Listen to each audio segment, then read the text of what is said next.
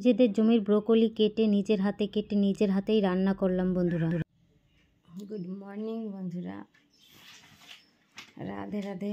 তোমরা সবাই কেমন আছো? আশা করি ভালো আছো, আমিও খুব ভালো আছি। তা আজ আমি বাসি বিছনার থেকে আমি আমার ব্লগটা স্টার্ট করলাম। তা এখন 7টা 2 বেজে গেছে, এখনও বাসি বিছনা ছাড়িনি। এই মাত্র ঘুম থেকে উঠলাম।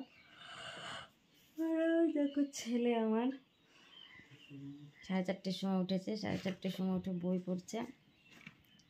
এখন আমি ঘুম থেকে উঠবো, উঠে সব কাজ করব, কারণ এখন ঘুম থেকে না উঠলে এরপরে দেরি হয়ে যাবে।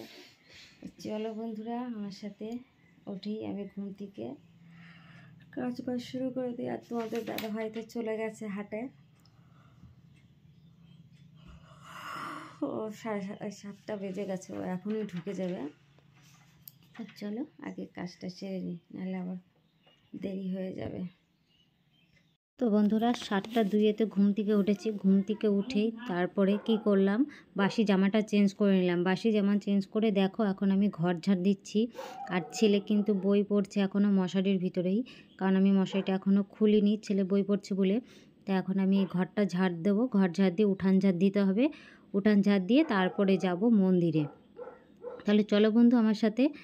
তা বন্ধুরা উঠান ঝাড় দেওয়াটা তোমাদের সাথে দেখাতে পারিনি, চলে এসেছি মন্দিরে। দেখো এই যে প্রথমে তোমাদের ঠাকুরটাকে দর্শন করিয়ে নিলাম। দর্শন করিয়ে নিয়ে আর ঠাকুরের বাসন তো আমরা মেজে রাখি, আর এই যে এখন মন্দিরটা ভালো করে মুছে নিচ্ছি। মুছে কয়েকটা ফুল টুল তুললে তারপরে রান্নাঘরে ঢুকবো। আমি মন্দির মুছতে মুছতে তোমাদের দাদাভাই চলে এসেছে। তা আমি চার জলটা বসিয়ে দিয়ে কয়েকটা থালা বাসন ছিল, সেই থালা বাসনগুলো মেজে নিয়ে আসলাম। তা বন্ধুরা তোমরা এই হাঁড়িটা দেখে ভাবছো যে দিদিভাইদের বাড়ি এত বড় হাঁড়িতে ভাত রান্না হয়। না বন্ধুরা, এত বড় হাঁড়িতে ভাত রান্না হয় না। এটা আমার বিরিয়ানির হাঁড়ি।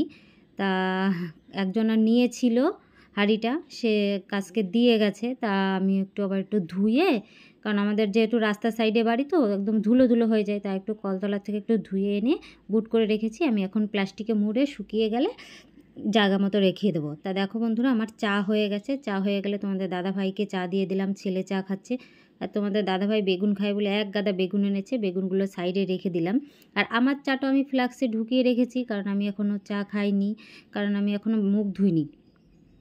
তারপরে চলে এসেছি আমি দেখো বড় ঘরে আর কি বিছনাটা তুলতে, কারণ যতই হাজার কাজ করো বিছনাটা যদি না তোলো না, ঘরের শোটা একদমই বাড়ে না। মনে হয় কি সব ঘর দুয়ার সব আলানো রয়েছে। যাই হোক বিছনাটা তুলে নিয়েছি। তারপরে যে শোকেস ড্রেসিং টেবিলে কয়েকটা হেডফোন চার্জার মার্জার ছিল, ওগুলো পরিষ্কার করে মুছে নিলাম। ফ্রিজগুলো একটু মুছে নিই, কারণ এগুলো রোজ সকালবেলায় আমাকে স্নান করার আগেই ধুলোগুলো পরিষ্কার করে নিতে হয়, তাহলে স্নান টান করে তারপরে নোংরাগুলো আর আমার গায়ে লাগে না। এর জন্য আমি এই স্নান করার আগেই সব আমাকে করতে হয়। দেখো শোকেসটাও খুব সুন্দরভাবে আমি মুছে নিচ্ছি। মোছার পরে আলমারিটাও মুছে নিয়েছি, ড্রেসিং টেবিল মুছে টুছে নিয়ে আবার একটু ঘরটা ঝাড় দিয়েছি। ঘর ঝাড় দেওয়াটা তোমাদের সাথে আর শেয়ার করলাম না। তারপরে দেখো জল এনেছি, জলের ভিতরে আমি নিমাইল দিয়ে দিলাম। নিমাইল দিয়ে তারপরে আমি ঘর মুছতে এসেছি।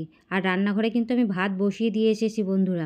ভাতটা বসিয়ে আমি বড় ঘরের এসে সব কাজবাজ সেরে ফেলেছি। ছেলে আমার রান্নাঘরে বই পড়ছে, কারণ ও বই এই ঘরে বড় ঘরে বই পড়লে ফাঁকি মারে, এর জন্য ওকে রান্নাঘরে রান্না করছি আর ওকে দেখছি। তো বন্ধুরা অনেকক্ষণ পর তোমাদের সামনে আসলাম।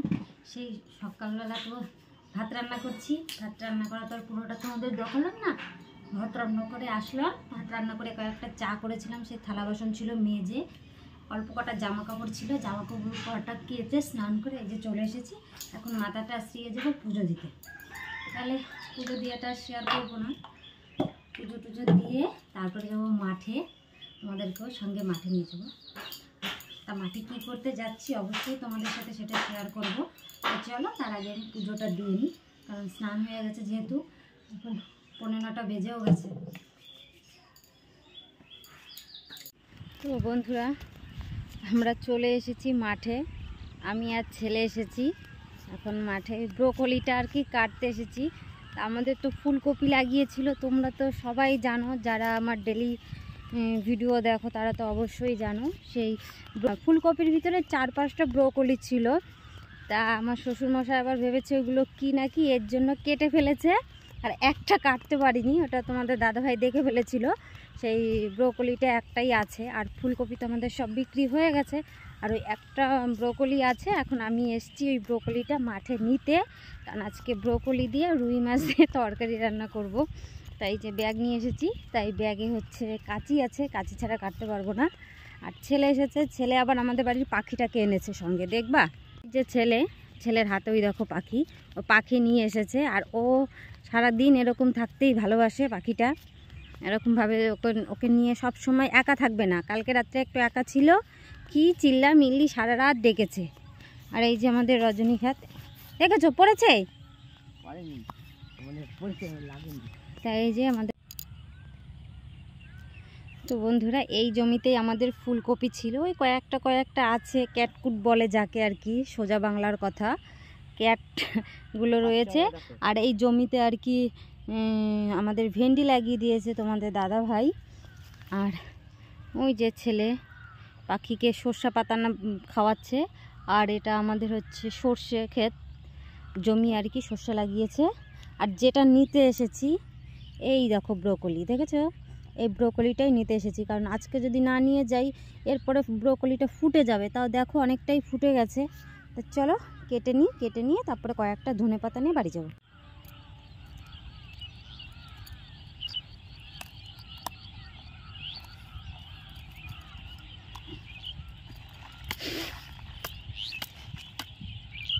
কাছে আনো।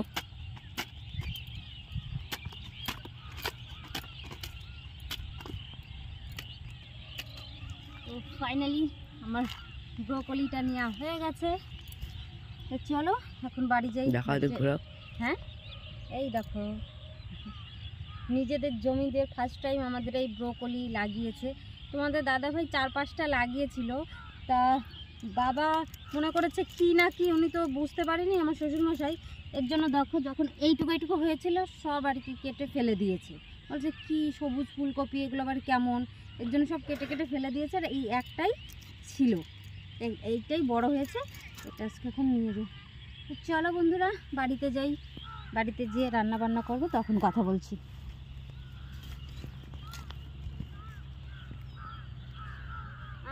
আমি তো বন্ধুরা ব্রোকলি নিয়ে দেখো বাড়িতে চলে এসেছি। তা ক্যামেরায় ব্রোকলিটা অনেকটাই ছোট দেখাচ্ছে, কিন্তু অনেকটাই বড় হয়েছে।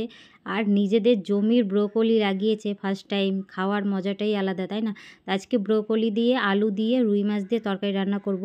ব্রোকলি ভীষণই ভালো লাগে আমাদের খেতে। তো ব্রোকলিগুলো আমার কাটা হয়ে গেছে, এখন এই যে আলু দেবো, এর জন্য আলুগুলো আমি ছুলে নিচ্ছি। আর আলু ছুলনি ছাড়া আমি আলু ছুলতে পারি না, বটি দিয়ে মনে হয় কি অনেক ছোকলা পড়ে যায়।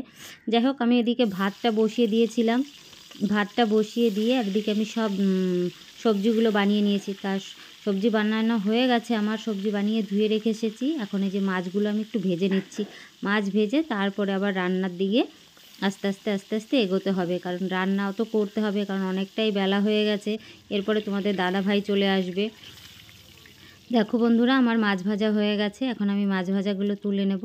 আর মাথা আর হচ্ছে লেজ আছে, লেজটা ভাজা হলেই আমার হয়ে যায়। তারপরে ব্রোকলিগুলো তো আগেই তো আমি সেদ্ধ করে রেখেছিলাম, ব্রোকলিগুলো ভাপিয়ে রেখেছিলাম হালকা।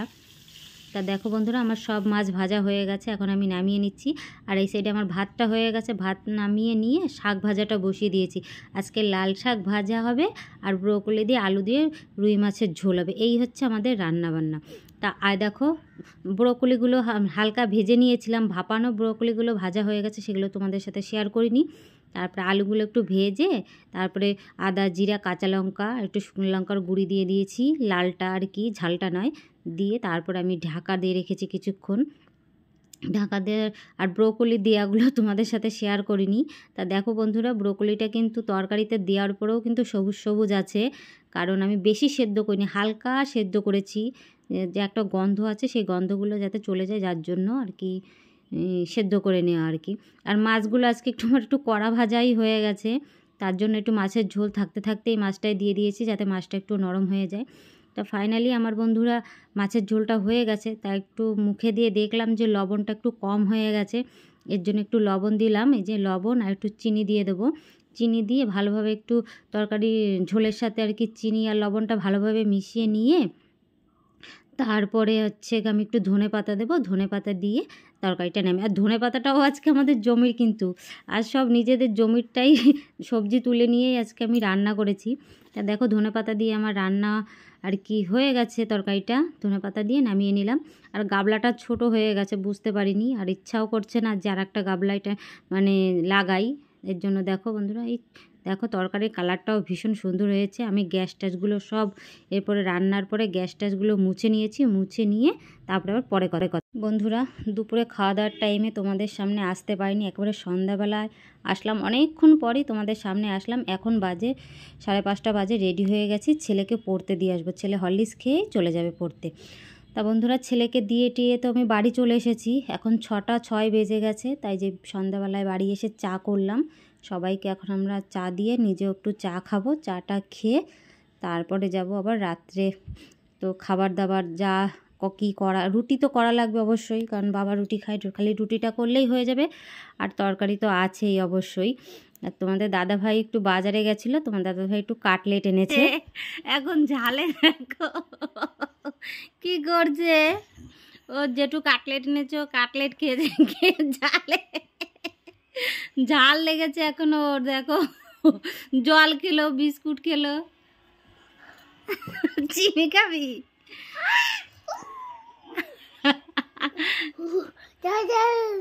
যা চিনি আনো, চিনি নিয়ে আসো, একটু চিনি নিয়ে আসো। তা এখন ওরে চিনি খাওয়ানো হবে। যেটু চিনি আনতে গেছে, চিনি খাবে। দেখি তো ঠোঁট লাল হয়েছে নাকি, দেখি না তোর ঠোঁট লাল হয়েছে কিনা।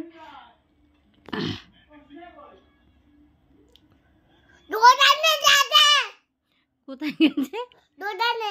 দোকানে। এই সুপ্রদীপ, বল তো কুডনি।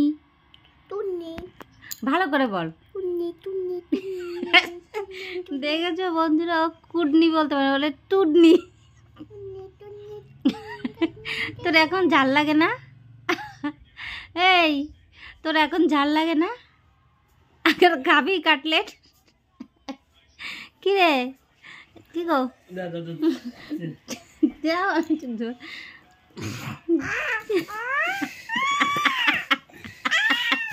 এই যে জেঠু এখন চিনি খাওয়াবে, ঝালে চিনি খাওয়াবে।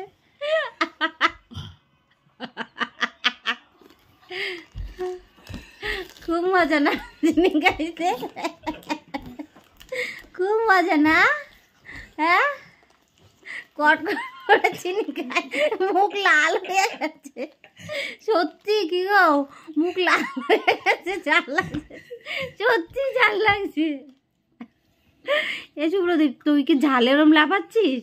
না আনন্দে না চিনি খেয়ে? তাহলে তো ঝাল চলে গেছে।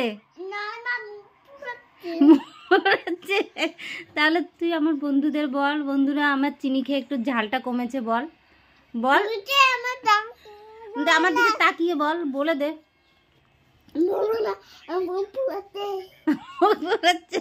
দেখি তোর মুখটা লাল হয়ে গেছে, দেখি দেখি দেখি। তুই দেখতে পাবি নাকি? ভিডিও দেখতে পারবি তুই? তুই কি এখন পিছনে ক্যামেরাতে দেখতে পাবি? তুই সত্যিই তো লাল হয়ে গেছে। তো বন্ধুরা, সুপ্রদীপের তো কাটলেট খেয়ে ঝাল লেগেছে, তা আমি এখানে বলছিলাম, কিন্তু টিভিটা চলছিল, আমার আর খেয়াল ছিল না, যার জন্য ভয়েস ওভার দিলাম। তা বন্ধুরা, ভিডিওটা আমি এখানে এন্ড করে দিলাম। আশা করি ভালো